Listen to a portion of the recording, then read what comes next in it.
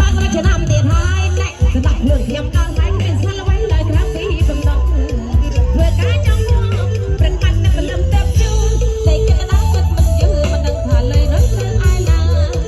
ទីរឿងខំក៏មកចង់តែឡើងដាច់បាយហើយប្រាក់ហើយមិនគ្រប់ចង់ថាគេតែតែធំតែពួតតាំងឯងមិនដឹងថាចង់បានដល់លេងប្រាប់អ្នកធ្វើរកខំមកតែឲ្យរហ័សព្រោះតែពីស៊ីគ្មានផាក់តែហើយទេថាគិតច្រើនពេកឡើងព្រឹងរងយឺទុកចង់ដៃគេហិចបាក់មិនឆ្នាំទៀតហើយអត់តទៅលេងរៀនឡើយមិនដឹងថាទៅលេងត្រឹមផ្លូវណាប្រាក់ខែក៏អត់លេងចៃដល់ថ្ងៃបងណា